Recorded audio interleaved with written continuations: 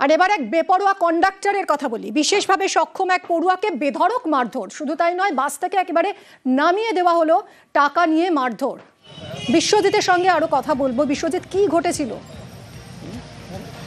মানবিক ছবি ফুটে উঠলো ফের খড়িবাড়িতে। দেখা গেল যে এক বিশেষভাবে সক্ষম পড়ুয়া নকশালবাড়ি থেকে খড়িবাড়িতে এক বেসরকারি বাসে উঠেছিল এবং তাকে ভুলবশত অন্য জায়গায় নামিয়ে দিয়ে তার পকেট থেকে টাকা নিয়ে ব্যাপক মারধর করা হয় এবং তাকে শারীরিকভাবে নিগ্রহ করা হয়। এই পড়ুয়া দীর্ঘদিন ধরে জন্মলগ্ন থেকে সে মূক ও বধির, এবং পরিবারের সদস্যরা তাকে পড়াশোনা করতে মাটিগাড়া পাঠায় এবং মাটিগাড়া থেকে নকশালবাড়ি থেকে সে কিন্তু বাসে উঠে খড়িবাড়িতে আসে। সেভাবেই কিন্তু যখন আসছিল সেই সময় এক কন্ট্রাক্টর তাকে কিন্তু ব্যাপকভাবে মারধর করে এবং তাকে শারীরিকভাবে নিগ্রহ করে। গোটা ধরা পরিবারের কাছে এসে অঙ্গভঙ্গিতে জানালে পরিবার কিন্তু আতঙ্কিত হয়ে পড়ে। আচ্ছা, ধন্যবাদ।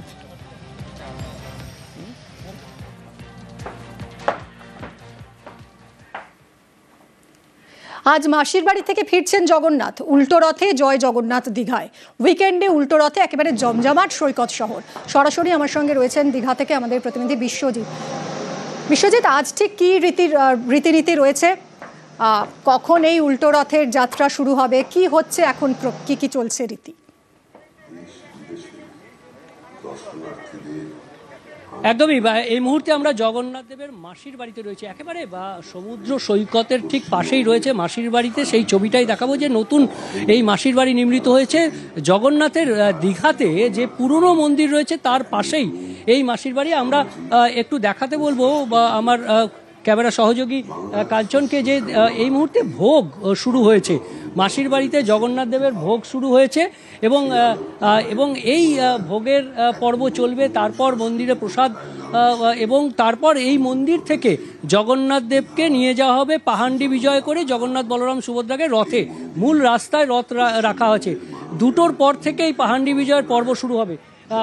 কলকাতা পুরসভার ডেপুটি মেয়র তিনি এই জগন্নাথ দেবের মন্দির দর্শন করেছেন। কলকাতা থেকে তো অনেকে এসছেন, অনেক মন্ত্রীরাও এসছেন, আপনিও এসছেন। এই জগন্নাথ মন্দিরে এসে কেমন অনুভূতি?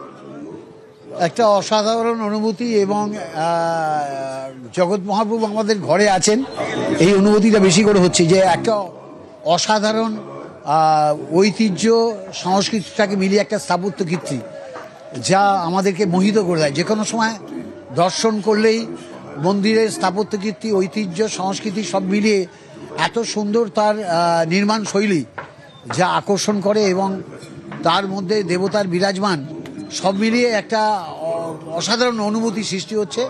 ওখান থেকে এখানে একদম সমুদ্র তীরে মাসির বাড়ি, সেখানে এসেও জগৎ মহাপ্রভুর দারুবম্ব মূর্তি দর্শন করে ভালো লাগছে, এবং একটা মানে অনুভূতি হচ্ছে, একটা ভালো অনুভূতি। অনেক ধন্যবাদ বিশ্বজিৎ।